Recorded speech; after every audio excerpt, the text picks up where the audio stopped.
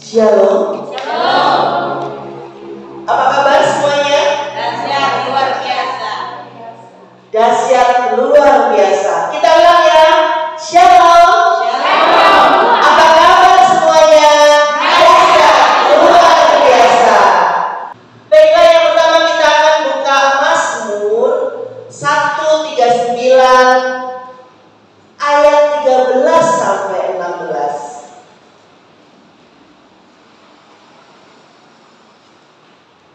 Ada yang sudah ketemu? Katakan amin ya, sudah ketemu. Amin. Baik, ayat yang ganjil saya yang bacakan, yang genap Bapak Ibu yang bacakan. Kita mulai. Sebab Engkaulah yang membentuk buah pinggangku, menenun aku dalam kandungan ibuku.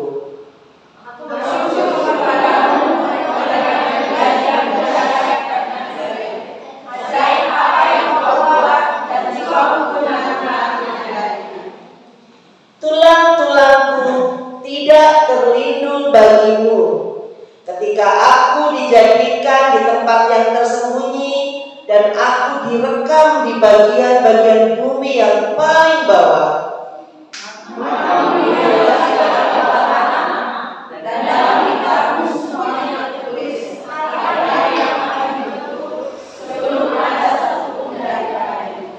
Amin. Saudara yang terkasih, kita sudah membaca Mazmur 139 ayat 13 sampai 16. Tapi saya akan mengambil satu ayat yang sekiranya akan menjadi nats dalam tema ibadah kita hari ini, yaitu di 139 ayat 13. Sebab Engkaulah yang membentuk buah pinggangku, menenun aku dalam kandungan ibuku. Bisa tambahkan lagi yang kedua, aku bersyukur kepadamu oleh karena kejadianku dahsyat dan ajaib, ajaib yang kau buat dan jiwaku benar-benar menyadarinya. Saudaraku yang terkasih, kita sebagai manusia itu harus menyadari betul siapa diri kita. Manusia itu tidak hanya terdiri dari tubuh, jiwa, dan roh. Saya boleh buka dari mimbar ya. Tubuh itu bukan hanya kita berbicara tentang kepala, tangan, badan, dan kaki. Mungkin di dunia kesehatan ada organ vital dan organ-organ yang tidak vital. Artinya organ vital yaitu di mana Bapak Ibu kehilangan organ itu, Bapak Ibu akan mati. Misalnya ada 2 ginjal. Ginjal itu di Alkitab kita sebut sebagai buah pinggang. Letaknya di bawah jantung agak ke dalam. Jadi di Alkitab itu sering diceritakan bahwa atau dikiaskan bahwa buah pinggang ini adalah sesuatu yang sangat sulit dijangkau. Bukan hanya sulit dijangkau, ia juga menggambarkan perasaan, emosi, gairah, semuanya itu diibaratkan atau digambarkan buah pinggang aksa. Nah, itu adalah yang diceritakan organ ginjal, di mana organ ginjal ini menyaring semua racun, semua apa yang Bapak Ibu minum ke dalam tubuh kita untuk kemudian dikeluarkan. Jadi organ yang menampung beban hidup kita yang sangat berat. Kalau yang kita konsumsi sesuatu yang berbahaya, maka ginjal kita yang rusak. Kalau sudah rusak, dua-duanya rusak, Bapak Ibu tidak punya ginjal, badan bengkak semua Bu. Berapa lama Bapak Ibu bisa bertahan tanpa ginjal? Tidak sampai 24 jam. Bapak Ibu akan meninggal. Nah, yang kedua adalah paru-paru. Kita tahu paru-paru ya. Paru-paru adalah tempat sarana udara bertukar. Udara kotor bertukar dengan udara bersih. Setelah bersih diedarkan ke seluruh tubuh. Kita bayangkan kalau paru-paru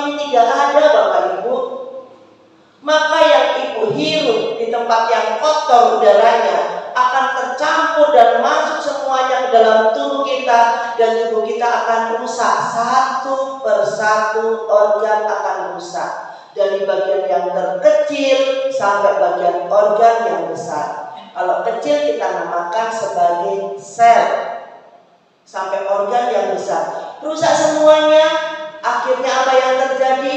Bapak Ibu, kalau paru-parunya tidak bisa bekerja, akan mati. Organ berikutnya adalah organ liver atau organ hati, di mana hati ini menyaring semua racun yang Bapak Ibu makan. Terkadang kan kita makannya kan sembarangan ya Bapak Ibu ya. Sudah tahu kalau minuman-minuman tertentu itu, saya tidak sebut merek, tapi saya yakin Bapak Ibu tahu itu berbahaya, tapi tetap saja diminum, khususnya yang bikin mabuk, tetap saja diminum. Akhirnya yang terjadi, organ hati kita yang akan menyaring itu kewalahan. Kalau hati kita rusak, maka Bapak Ibu pun akan bisa mengalami kematian. Walaupun tidak secepat kalau paru-paru kita yang rusak, kalau ginjal kita yang rusak, karena dia ada tempat menumpuknya racun. Nah, organ apa lagi? Organ yang paling berbahaya kalau dia berhenti saat itu juga adalah jantung. Di mana jantung ini di Alkitab itu disuarakan sebagai hati. Aduh, hatiku sakit kan gitu. Perasaanku hancur. Karena yang berdetak keras adalah jantung pada saat kita mengalami rasa sakit, rasa putus asa, rasa disakiti, rasa perih, itu ada di jantung. Rasanya jantung ini nyeri karena dia yang terdampak.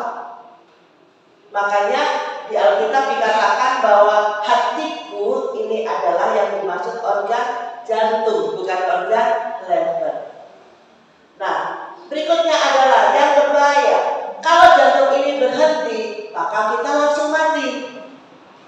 Gak usah nunggu waktu, Bapak Ibu. Berhenti, hitungan 1, 2, 3, 4, 5, 6, 7, 8, 9, 10, hilang. Berikutnya lagi, yang juga organ sangat vital adalah otak kita, di mana otak kita ini penuh dengan saraf yang menggerakkan tubuh kita dan pikiran kita. Apabila otak ini mengalami perdarahan, yang pertama terjadi adalah stroke. Kecelakaan, otak ini kena benturan keras karena kita hati-hati. Ada tumpukan darah di dalam otak kita yang terjadi kita mengalami koma. Setelah otak ini tidak berjalan, tidak bergerak dan tidak melakukan aktivitas, maka yang terjadi kita pun akan mati. Karena otak inilah yang mengatur pernafasan kita, yang mengatur semua pergerakan di dalam saraf kita. Walaupun jantung ini bisa bergerak sendiri, tapi otak bisa membantu pengendaliannya melalui berbagai macam zat yang ada di dalamnya yang kita sebut sebagai neurotransmitter. Nah, Tuhan luar biasa membentuk kita, saudara. Jadi kita bukan hanya terjadi atau terdiri dari tubuh, jiwa, dan roh. Sangat kompleks. Kalau roh kita tahu bahwa Tuhan memberikan atau Allah memberikan roh Allah ke dalam diri manusia, sehingga kita bisa hidup, bisa berdiri, bisa tegar menghadapi semua situasi karena roh Allah ada di dalam diri kita. Amin. Yang kedua adalah jiwa. Kalau kita tidak punya jiwa, Bapak Ibu seperti, mohon maaf, seperti binatang yang kita pelihara. Mereka nggak punya jiwa. Atau seperti orang yang sakit jiwa, jalan pakai badan tubuhnya itu compang-camping bajunya, rambutnya sudah mungkin sekian belas tahun gak dicuci, makan di tong sampah sembarangan, itu juga jiwanya sudah rusak atau sudah sakit. Makanya disebut sebagai sakit jiwa. Kalau sakit jiwa, otomatis jiwanya tak lagi sempurna Bapak Ibu. Kecuali sakit jiwa bisa kita kendalikan sejak awal, itu bisa diobati. Tapi kalau sudah puluhan tahun atau belasan tahun atau bertahun-tahun kita tidak obati, tidak lakukan penanganan, maka dia betul-betul akan kehilangan jiwanya. Paham ya Bu ya, antara tubuh, jiwa dan roh ya. Oke, sebelum masuk, kita akan masuk ke sini Bapak Ibu. Kita akan masuk ke unsur yang kita katakan di tema tadi, yaitu wanita. Wanita ini sosok yang luar biasa. Ini pribadi yang kuat. Bukan hanya karena saya berdiri di sini, saya seorang wanita Bapak Ibu, sehingga saya mengatakan bahwa wanita ini diciptakan jadi pribadi yang kuat. Pada kenyataannya, Tuhan menciptakan wanita untuk menolong siapa? Menolong suami, menolong Adam. Tuhan ciptakan Hawa sebagai penolong Adam, betul? Dan itu ada tertulis di Alkitab. Artinya seorang penolong adalah seorang yang kuat, betul gak? Secara harafiah aja kita berpikir. Hanya karena saat ini kita berada di dunia atau di tradisi yang patriarkal atau budaya patriarkal, di mana memang laki-laki Allah ciptakan berada di depan sebagai imam, perempuan di samping agak sedikit ke belakang. Kalau saya bilang perempuan di belakang, saya nggak setuju. Kenapa? Karena kalau di belakang yang laki-laki berhenti, perempuan nabrak Bu. Tapi kalau di samping, dia tetap menjadi seorang yang waspada, menolong suaminya atau pasangannya apabila terjadi sesuatu. Pada kenyataannya seperti itu kan? Amin. Amin. Baik saudara yang terkasih, kita lihat Kejadian 1 ayat 27-28. Sudah ketemu? Sudah. Kita baca bersama-sama. 3, 2, 1. Maka Allah menciptakan manusia itu menurut gambarnya. Menurut gambar Allah diciptakannya dia, laki-laki dan perempuan diciptakannya mereka. Allah memberkati mereka, lalu Allah berfirman kepada mereka, beranak cuculah dan bertambah banyak, penuhilah bumi dan taklukkanlah itu, berkuasalah atas ikan-ikan di laut dan burung-burung di udara dan atas segala binatang yang merayap di bumi. Amin. Saudara yang terkasih, Kejadian 1 ayat 27 sampai 28 ini suatu ayat yang luar biasa. Saya rasa bukan hanya bagi saya pribadi, tapi juga bagi semua orang. Karena disitulah Allah membuktikan, Allah menciptakan. Allah membuktikan apa? Membuktikan kuasanya.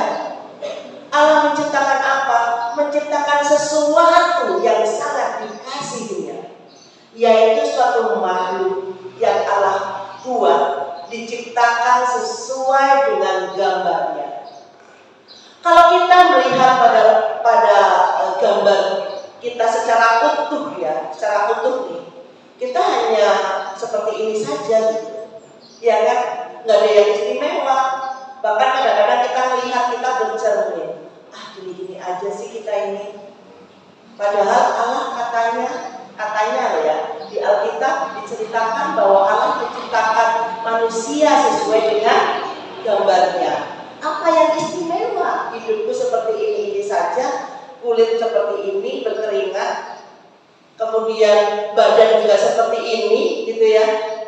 Coba Bapak Ibu bayangkan, seandainya Allah ciptakan Bapak Ibu tanpa kulit.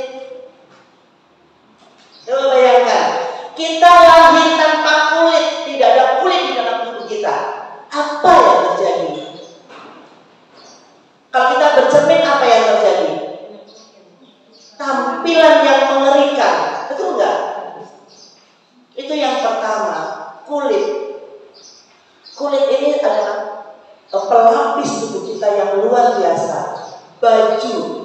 jubah yang Allah katakan di dalam Alkitab yang luar biasa. Karena kulit kita ini bagian dari tubuh kita yang istimewa.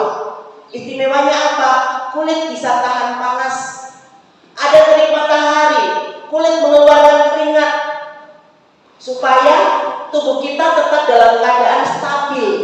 Kalau enggak Bapak Ibu, keringat gak dikeluarkan oleh kulit melalui pori-pori, kita terbakar sampai ke dalam-dalam Bapak Ibu. Kita lihat ya, namanya matahari itu isinya itu ultraviolet. Itu yang paling berbahaya. Banyak gelombang-gelombang radiasi banyak sekali terjadi di situ. Kita ngomong yang paling berbahaya saja, ultraviolet. Kalau ultraviolet bakar kita dari matahari ke bumi, kita nggak punya kulit dan kulit ini tidak mampu mengeluarkan keringat, rusak semua organ tubuh kita, terbakar kita. Kemudian kalau kita kedinginan, suatu saat hawa menjadi sangat dingin. Kemudian Bapak Ibu kulitnya menjadi mengering, ya kan? Pori-pori menjadi mengecil, kulit menjadi mengering. Itu mekanisme Tuhan ciptakan kulit kita untuk melindungi diri kita dari kedinginan. Jika tidak, Bu, membeku daging dan dalam-dalamnya, Bu. Inilah kuasa Tuhan buat kita. Dikasih rambut di kulitnya ya. Biar apa? Biar terpelihara. Tanah kalau nggak ada tumbuh-tumbuhan itu, tanah itu jadi gersang, sama dengan kulit. Di bawahnya ada lemak, ada pembuluh darah dan sebagainya. Dan ini luar biasa. Pigmentasi yang terjadi, orang putih, orang hitam. Kenapa yang hitam, yang coklat lebih kuat? Karena pigmennya tinggi. Orang yang putih sedikit kena sinar sudah langsung merah, karena pigmennya rendah. Dan masing-masing punya kelebihan, punya kekurangan. Jadi kita patut bersyukur apapun jenis kita, mau putih, mau merah, mau coklat, mau hitam, semuanya ada kekurangan dan kelebihannya yang memang kita butuhkan. Jadi bukan sekedar kita dihidup atau dilahirkan dari ras mana, bukan sekedar itu Bapak Ibu. Ini keistimewaan Tuhan yang luar biasa dalam manusia. Kita mau ngomong lagi tentang organ di dalam tubuh kita. Bapak Ibu sering makan telur nggak? Telur ya, makan telur ya. Oke. Ibu kalau makan telur, di dalam telur ada kuning-kuningnya ya. Di kuning-kuning itulah genetik suatu organ tubuh atau suatu tubuh. Genetik ada di yang kuning telur tadi. Kalau kita pegang telur, direbus, juga ada putih-putihnya. Di dalam putih-putihnya itu kadang-kadang ada merah-merahnya seperti pembuluh darah, kan gitu ya. Ada gumpalan merah sedikit dan sebetulnya itu macam-macam Bu isinya. Ada kekuning-kuningan kan gitu. Telur itu ibaratnya sel tubuh kita. Telur itu adalah bentuk sel yang paling besar dan bisa dilihat dengan mata telanjang. Kalau sel tubuh manusia tidak bisa dilihat seperti mata telanjang, tetapi hampir sama dengan telur komponennya. Di kuning telur itu ada DNA, ada kromosom, ada RNA. Di dalam DNA itu bisa menceritakan banyak kisah, Bu, Pak. Kisahnya apa? Keturunannya siapa? Nah, itu ada di DNA. Kenapa keturunannya Bapak B sama Bapak A kok beda? Diceritakan di DNA tadi. Namanya jejak-jejak genetika. Nah, di dalam kromosom, di dalam DNA tadi juga ada kromosom Bapak Ibu. Nah, di dalam inti sel maksud saya, di dalam inti sel atau di dalam kuning-kuningnya itu ada kromosom. Kromosom menceritakan apa? Menceritakan struktur tubuh kita. Kenapa kita berbeda dengan hewan peliharaan kita? Kenapa kalau semisal bapaknya kena sakit gula misalnya, anaknya juga sakit gula? Itu karena adanya kromosom. Orang tuanya dua-duanya kena gula, anaknya kena gula semua. Itu kromosom. Dan itu tidak bisa diputus Bapak Ibu. Jadi ada penyakit keturunan yang tidak bisa diputus sama sekali, tapi bisa dihindari.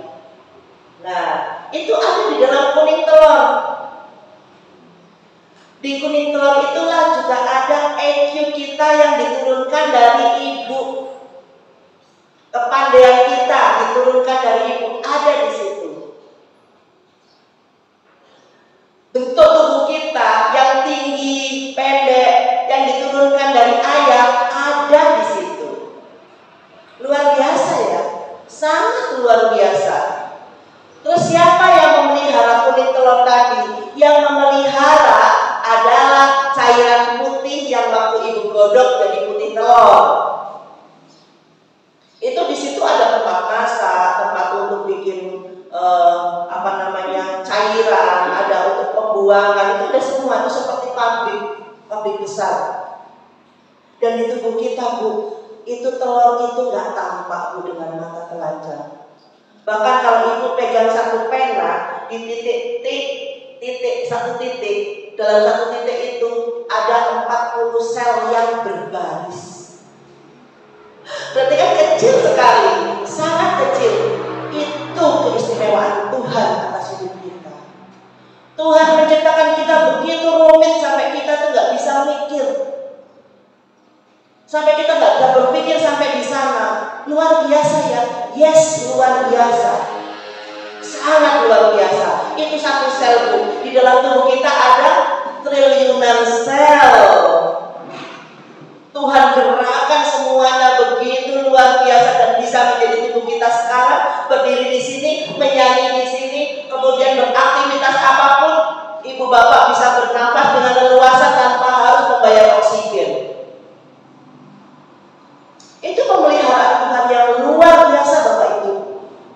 Kita bisa membayangkan waktu kemarin COVID, satu tabung oksigen itu harganya naik dari 80.000 jadi 150.000. Waktu harga masih 100, saya beli untuk ngisi. Karena apa? Takut keluarga saya ada yang terserang COVID. Saya 3 anak dokter semua, mereka terpapar, pasti iyalah. Di rumah saya sendiri juga nggak mau sakit kan, saya sediakan tabung oksigen. Saya bisa bayangkan kalau tabung oksigen yang kecil saja itu nggak sampai sehari kita hirup. Harganya 100.000. Kalau semisal Bapak Ibu kita bernapas itu bayar, apa yang akan kita rasakan Bu? Bukan hanya bangkrut Bu, dari mana kita akan membayar? Kita nggak akan bisa membayar pemberian Tuhan. Pemeliharaan Tuhan luar biasa. Bukan hanya udara, tapi tanaman dan sebagainya. Itu dipersiapkan untuk kita, untuk kelangsungan hidup kita, supaya kita bisa beranak pinak sampai bertebaran seperti bintang di langit. Amin. Amin. Saudaraku yang terkasih, di sini kalau kita tidak punya perempuan, tidak ada perempuan, tidak mungkin keturunan kita akan tersebar di sekian banyak. Kalau saya mungkin punya anak 3 ya Bu ya. Tapi Abraham diberikan keturunan yang luar biasa banyak sampai ke penjuru bumi. Kalau nggak ada wanita yang berasal dari wanita yang pertama, Ibu Hawa, kira-kira kita ada atau tidak? Tidak ada. Kita lihat di sini. Kejadian 3 ayat 16. Di mana Tuhan sudah siapkan fisik perempuan sedemikian rupa di penciptaan yang terbaik. Firman-Nya seperti ini. Susah payahmu waktu mengandung akan kubuat sangat banyak. Dengan kesakitan engkau akan melahirkan anakmu. Namun engkau akan birahi kepada suamimu dan ia akan berkuasa atasmu. Ayat ini artinya perempuan diciptakan untuk melahirkan. Karena sampai hari ini saya belum ada laki-laki tulen yang melahirkan. Betul tidak? Betul. Tidak ada laki-laki tulen yang melahirkan kecuali laki-laki jadi-jadian. Nah, laki-laki yang asli laki-laki itu tidak bisa melahirkan karena dia tidak mempunyai kandungan. Dia tidak mempunyai indung telur. Dia mempunyai organ yang berbeda dengan organ laki-laki. Kita melihat di sini, apakah benar rasa sakit melahirkan itu besar? Ibu yang sudah pernah melahirkan berapa banyak? Angkat tangan, tidak apa? Angkat tangan. Pernah merasakan sakit? Pernah. Luar biasa sakitnya? Luar biasa. Artinya Alkitab tidak berbohong. Alkitab mengatakan yang sebetulnya atau sejujurnya. Bapak-bapak harus tahu itu. Bapak-bapak mungkin akan bilang, saya kan sudah sunat gitu. Bapak, yang namanya sunat itu tidak sesakit melahirkan. Ya, tidak sesakit melahirkan. Kita lihat prosesnya waktu kita hamil. Itu butuh waktu 9 bulan 10 hari. Awal-awal hamil kan mual-mual ya Bu ya. Ada yang nggak mual ya? Hampir semua mual karena tingginya kadar HCG, kadar hormon yang mempengaruhi seseorang jadi mual. Mual-mual kadang mual-mualnya sampai melahirkan, jadi kan parah. Yang berikutnya adalah ibu-ibu kalau hamil itu juga berisiko tinggi terjadi keracunan kehamilan, kemudian berbagai macam resiko termasuk kematian. Apakah itu tidak terjadi pada zaman dahulu? Terjadi Bapak Ibu. Apalagi zaman dahulu tidak ada dokter, tidak ada obat. Bapak Ibu bisa bayangkan lah. Kondisi tidak ada apapun, tidak ada teknologi, tidak bisa tanya karena semuanya sama, merasakan hal yang sama. Maka dari itu kita lihat bahwa manusia yang namanya perempuan ini luar biasa. Yang pertama, dia bisa hamil dengan berbagai macam penderitaan. Yang kedua, dia bisa menahan kesakitan yang luar biasa. Kesakitan yang bisa diderita oleh manusia biasa buta itu 45 del. Itu indikator atau ukuran kesakitan ya, itu del namanya. Kalau perempuan melahirkan itu 57 del. 45 ke 57 jauh ya Bu ya? Jauh. Artinya kesakitan maksimal yang bisa ditangani oleh orang pada umumnya 45, orang melahirkan bisa sampai 57 del. 57 del ini sama dengan 20 tulang yang dipatahkan bersamaan. Makanya sakit. Dan Tuhan, kalau saya bilang, memberi kutukan kepada Hawa bahwa kamu telah melanggar perintahku. Makanya saat kamu melahirkan nanti, kamu akan merasa kesakitan. Tapi nyatanya 3 bulan kemudian manusia biasa hamil lagi toh. Ada yang 3 bulan, ada yang setahun. Kalau kita lolos tanpa alat kontrasepsi, itu manusia bisa melahirkan sampai 44 anak loh seumur hidupnya. Ya untung aja Bu, ada kontrasepsi yang ditunda-tunda seperti itu ya. Kalau lolos Bu segitu Bu, setiap mulai umur 12 tahun setelah menstruasi langsung gas. 34 orang bisa lahir, 44 bisa lahir.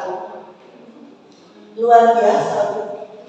Nah, ini beruntung ya Ibu kalau anaknya terbatas karena program pemerintah ya. Pemerintah tahu bahwa itu berbahaya bagi kesehatan ibu. Nah, saudara yang terkasih, perempuan selain diberikan kekuatan untuk bisa melahirkan banyak anak, perempuan juga dikasih yang namanya corpus callosum. Apakah laki-laki dapat? Iya sih dapat, tapi tipis. Bapak Ibu pernah makan kepala ayam enggak? Kepala ayam. Nah, pernah. Saya ini kalau jadi tamu di mana-mana itu dimasakin ayam. Bu, memang di NTT ini kita ayamnya tradisi Bu untuk tamu gitu loh. Padahal waktu itu saya pengen sekali makan ikan, tapi tetap saja dikasih ayam karena memang tradisi. Ini saya sudah keliling-keliling NTT Bu, sudah tinggal 3 daerah lagi yang belum saya kunjungi, Sumba, Lembata, sama Manggarai. Kalau Labuan Bajo sudah, semuanya sudah, semua lokasi sudah, sampai ke pulau yang kecil-kecil sudah. Nah, ini nggak pamer, tapi saya melihat keindahan NTT ini luar biasa dan cara menyambut tamunya itu luar biasa. Tepuk tangan dulu deh untuk teman-teman. Jadi kalau Bapak Ibu mengkonsumsi kepala ayam, makan kepala ayam, buka kepala ayamnya kan ada otak ya, ada otak kanan dan otak kiri. Di tengah-tengah itu ada selaput yang namanya corpus callosum. Corpus callosum ini juga dimiliki oleh laki-laki tapi lebih tipis.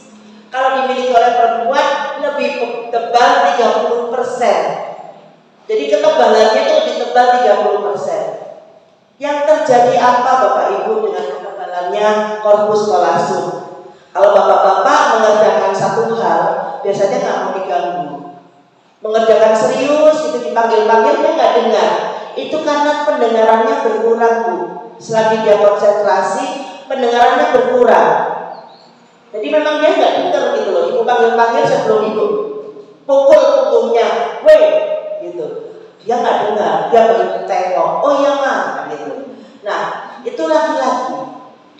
Perempuan karena tebalnya corpus callosum, maka perempuan bisa pegang pengaduk nasi, sambil masak nasi, sambil goreng ikan, tangan satunya pegang handphone, taruh handphone, gendong anak, pegang sapu, sambil melakukan segala sesuatu dalam satu waktu. Itu namanya multitasking. Kenapa wanita bisa melakukan banyak hal? Karena tebalnya corpus callosum yang ada di antara otak kanan dan otak kiri. Semakin tebal dia semakin multitasking. Dia bisa mengerjakan apapun dalam satu waktu dan bisa memikirkan banyak hal terpecah-pecah dalam satu waktu. Ini kelebihannya perempuan. Bisa atur keuangan, bisa memikirkan banyak hal, bahkan bisa mengatur kesedihannya sendiri. Dalam kondisi sedih, laki-laki banyak tidur. Perempuan dalam kondisi sedih masih bisa bekerja dan beraktivitas seperti biasanya. Itu kelebihannya. Ngerasa nggak Bapak Ibu? Ngerasa ya? Nah, mungkin Bapak Ibu kalau lagi sedih, oke, tidur. Ibu juga pengen tidur, tapi sejenak. Setelah lagi dia akan mengerjakan banyak hal, walaupun hatinya hancur. Nah, ini kelebihan adanya corpus callosum di dalam tubuh kita. Kelebihannya lagi, perempuan di mana? Perempuan lebih lagi ada di perasaan. Perempuan itu terdiri dari 1% logika, 99% perasaan. Makanya Bapak Ibu kalau perempuan lebih cerewet, lebih suka marah, lebih suka mengedepankan dulu hatinya gitu ya, gak tanya-tanya dulu, itu wajar. Itu udah bawaan orang. Dari sananya sudah. Dari sananya dia marahnya didulukan, cemburu didulukan, gak tanya-tanya dulu gitu ya. Nah itulah perempuan. Perasaannya 99% didahulukan, logikanya 1%. Nah kemudian perempuan tuh kalau lagi ada tekanan, baik dalam pekerjaannya atau di rumah ya, bapaknya jarang ajak ngomong, males ngomong gitu mungkin. Si ibu semakin cerewet, semakin banyak ngomong. Semakin bapaknya diam, si ibu semakin banyak ngomong.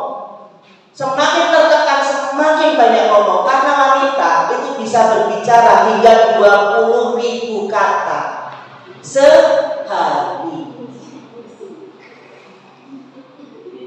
Biarkan Bapak Ibu, kalau wanita ini tidak berkata-kata, sakit dia nanti.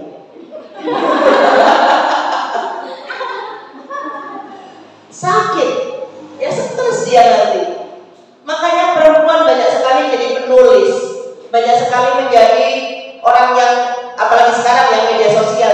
orang penulis dadakan yang nulis di status, baik itu Facebook, Instagram, TikTok atau apapun, dia berkreativitas. Dan perempuan lebih suka banyak menyanyi.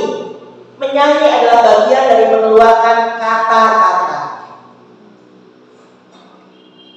Kalau perempuan yang diam, bagaimana Bu? Yang diam itu punya 16.000 kata setiap hari yang dia keluarkan.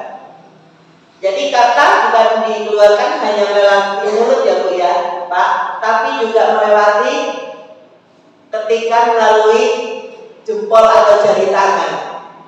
Yang penting kata itu tersalurkan. Kalau ada istrinya cerewet Bapak, jangan dimarahi. Sudah diam kamu, ngomong apa terus itu. Daripada dia sakit. Kalau sakit yang terjadi Bapak Ibu, kalau ibunya sakit karena dia tidak boleh ngomong, disuruh diam, disuruh memendam rasa, itu dia stres. Pada saat stres, hormon kortisol itu mengalir jelas ke dalam tubuhnya. Hormon kortisol itu hormon yang keluar pada saat ibu stres atau bapak stres. Hormon itu merusak organ. Jadi kalau orang stres, itu apa saja yang rusak? Pertama, pembuluh darah jadi keras kan, akhirnya apa yang terjadi? Hipertensi. Hipertensi kalau dibiarkan jadi stroke. Penyakit autoimun, imunitas, kekebalan tubuh menurun pada saat stres. Penyakit diabetes, penyakit jantung, penyakit lever, penyakit kanker, penyakit tiroid. Banyak sekali penyakit yang akan muncul apabila kita stres. Kan kita kepingin usianya awet Bu, kalau bisa sampai 100 tahun kan gitu kan. Kalau kita sampai 100 tahun ya jaga badan, jangan sampai kita stres. Jadi kalau Bapak Ibu, kalau ibunya cerewet, biarkan saja, didengarkan aja sudah. Ya, daripada dia kepikiran, ya mendingan seperti itu. Nah, ibu-ibu mungkin banyak yang mengalami gangguan sakit mah. Siapa tahu itu juga akibat stres. Karena penyakit yang muncul pertama kali pada saat kita stres adalah penyakit lambung. Pada saat kita stres, asam lambung akan deras mengalir di dalam lambung kita. Akhirnya yang terjadi apa? Sedikit-sedikit sakit emah, sedikit-sedikit sakit emah, seperti itu. Oke, kita lihat lagi di sini. Saudara yang terkasih, pernah nggak bapak-bapak mencari barang, kemudian ibunya yang nemu? Tiap hari ya, tiap hari ya, cari apa saja pasti sudah ibunya yang nemu duluan, bapaknya yang belakangan. Ya enggak sih? Nah, itu karena apa Bapak Ibu? Karena retina perempuan itu lebih lebar daripada laki-laki. Di mana daya lihat perempuan itu dari sisi sana sampai sisi sana Bapak Ibu. Kalau Bapak cuma sisi sana sama sisi sana. Jadi semisal ada cewek lewat, ibu lihat, Bapak belum tentu lihat loh. Iya, nanti ibunya marah, tuh kan lirik-lirik kan gitu. Padahal belum tentu. Karena dia daya pandangnya tidak selebar ibu-ibu.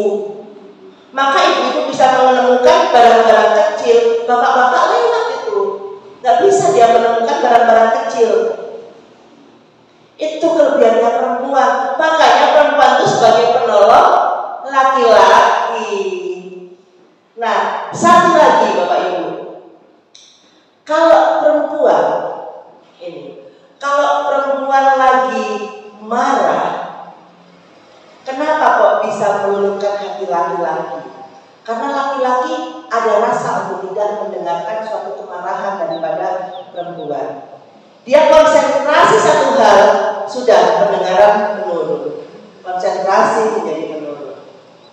Nah, jadi itu kelebihannya laki-laki. Dan laki-laki lebih bisa membaca peta, maps yang ada di handphone. Bapak-bapak bisa dengan cepat bisa membaca petanya. Perempuan diputar-putar Pak, karena nggak bisa. Susah perempuan membaca peta.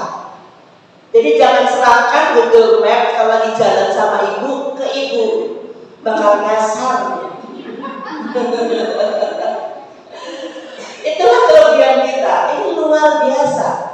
banyak hormon yang disiapkan oleh Tuhan untuk kita, banyak cairan otak yang disiapkan Tuhan untuk kita, dan membuat kita menjadi betul-betul pribadi yang istimewa. Kalau Bapak Ibu ingin tahu kekuatan otak kita, ini impuls sarafnya, kecepatannya itu secepat Ferrari terbaru, 450 km per jam. Makanya kalau Bapak Ibu kakinya terantuk pasti langsung bilang aduh. Terantuk ini langsung bilang aduh, gak mungkin aduhnya 10 menit lagi. Yang kedua, ada satu hal, keistimewaan otak kita itu lebih istimewa daripada komputer terbaru. Kita ini pinter Bapak Ibu, tapi sayangnya tidak kita gunakan maksimal. Kalau ada orang lain yang bisa maksimal, dia bilang seperti ini pastilah, rasanya tidak masuk akal, tidak bisa dinalar. Padahal kalau dia bisa lakukan, itu bisa. Kalau saya punya prinsip, bila mana orang lain bisa melakukan, saya pun bisa. Karena Tuhan menciptakan kita sama. Saudaraku yang terkasih, kalau semisal kita saat ini masih ada di dunia, tentu kita tidak ingin merusak tubuh kita, benar? Kita jaga tubuh kita dari apa? Yang pertama dari dosa. Dosa adalah maut. Yang kedua, kita cegah tubuh kita dari kerusakannya. Dari apa saja? Narkoba, pencabulan, rokok. Kenapa saya bilang pencabulan? Pencabulan itu tempatnya sarang penyakit, Bapak Ibu. Penyakit kanker rahim, kanker serviks itu akibat dari pencabulan salah satunya. HIV/AIDS dari pencabulan. Padahal dia baik-baik saja, kenapa kena kanker serviks? Kan saya bilang salah satu faktornya, tidak semuanya. Ada yang namanya virus human papilloma. Virus human papilloma ini penyebab dari kanker serviks. Dia suka sembunyi di alat reproduksi ibu, di organ kelamin ibu. Siapa yang bawa memasukkan ke situ? Ya bapak lah, gak mungkin orang lain. Nah, atau dari mana? Kebanyakan dari situ. Yang kedua adalah dari kotor. Kita masuk kamar mandi yang kotor, sering, kemudian ada berdiam di sana. Tapi sebagian besar karena itu. Kemudian HIV/AIDS. HIV/AIDS juga dari pola hidup kita yang salah. Seks bebas yang pertama. Yang kedua, seks bebas bergantian jarum pada saat menggunakan narkoba. Nah, ini merusak tubuh belum? Kemudian dari apa lagi? Dari obat-obat terlarang sudah, narkoba sudah, pencabulan sudah. Mungkin satu lagi dari tato. Tato juga bisa menyebabkan penyakit HIV/AIDS. Jarumnya nggak diganti, nggak baru. Dan tato juga merusak tekstur kulit kita yang sudah dibikin bagus-bagus sama Tuhan. Berikutnya apa lagi Bapak Ibu? Menjaga tubuh kita dari celaka. Sudah tahu kalau naik motor mungkin nggak pakai helm ya, atau kebut-kebutan itu bisa jatuh, bisa terantuk, bisa luka. Ya jangan kebut-kebutan Pak. Cukup 20 km per jam. Oh terlalu lama ya. Nyampe ya. Ya cukup sekadarnya. Kalau saya naik motor soalnya 20 km per jam Bu. Jadi paling cepat 40 karena saya memang agak sedikit takut naik motor. Nah, berikutnya apa lagi Bu? Menjaga tubuh kita dari hal-hal yang merusak. Salah satunya dari makanan. Ibu masih suka mengkonsumsi MSG? MSG ini Sasa, Masako, terus Proico. Masih nggak enak soalnya kalau nggak pakai itu ya kan. Nah, jangan banyak-banyak Bu, itu ada batasannya. Kalau banyak tertumpuk di tubuh kita, maka akan terjadi racun atau toksin yang menumpuk di lever. Itu akan merusak tubuh kita. Baiklah Ibu, kita yang terakhir, ayat yang terakhir. Nanti kok lama ya Bu, karena kalau ngomong lama sekali.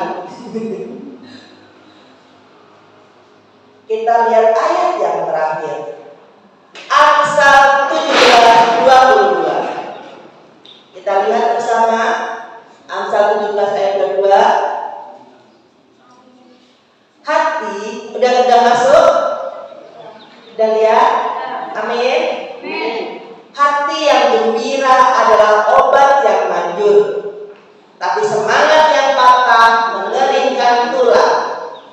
Pada saat hati kita gembira, itu ada hormon endorfin yang membanjiri tubuh kita, yang mengalir di dalam tubuh kita secara luar biasa. Bapak Ibu tahu nggak, hormon endorfin itu bisa menyembuhkan kerusakan sel-sel di dalam tubuh kita secara alami. Tuhan sudah siapkan nih obatnya di dalam tubuh kita, hanya dengan kita bergembira dan bersukacita. Jadi kalau dengan menyanyi memuji Tuhan Anda merasa gembira, saat itu hormon endorfin datang. Pada saat Anda menghadap Tuhan, Anda berkonsentrasi, Anda merasa tenang, merasa nyaman dan merasa gembira, saat itulah hormon endorfin datang. Pada saat Anda makan, misalkan karena makan pedas juga membuat hormon endorfin datang. Olahraga membuat hormon endorfin datang. Tidur cukup membuat hormon endorfin datang. Dan keharmonisan rumah tangga membuat hormon endorfin membanjiri tubuh kita secara luar biasa. Jadi Bapak Ibu, janganlah ada kemarahan di dalam tubuh kita. Karena kemarahan di dalam diri kita akan merusak tubuh kita. Makanya disambung dengan ayat, tetapi semangat yang patah mengeringkan tulang. Karena pada saat semangat kita patah, kita stres, kita sakit hati, kita mengalami kepahitan, maka hormon kortisol akan datang untuk merusak seluruh organ tubuh kita. Tuhan sudah memperingatkan di dalam Alkitab, dan kita harus menyadari itu. Jadi tubuh kita bukan hanya terdiri dari tubuh, jiwa, dan roh secara kasat mata, tapi lebih dahsyat dan super dahsyat dari itu. Coba kita lihat di sini.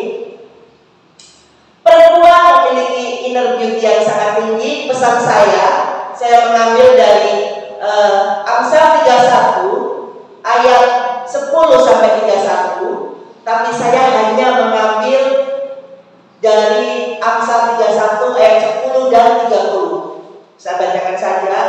Istri yang cakap, siapakah yang akan mendapatkannya? Ia lebih berharga dari permata.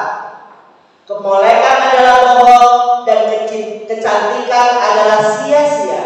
Tapi istri yang takut akan Tuhan dipuji-puji. Kemolekan adalah bohong, karena tanpa kulit kita tidak lagi molek. Betul? Kecantikan sia-sia, manakala kulit kita diambil, kita juga tidak akan ada yang cantik. Tapi istri, wanita yang takut akan Tuhan, maka ialah yang dipuji baik di bumi maupun di surga. Terima kasih, Tuhan Yesus memberkati. Mari kita tutup dengan doa. Tuhan, terima kasih atas berkat firman yang Kau berikan pada hari ini, Tuhan. Semoga firman ini menjadi pengetahuan buat kita hari ini, esok, dan hari-hari yang akan datang, dan akan menjadi rema buat belakang kami di kemudian hari. Amin.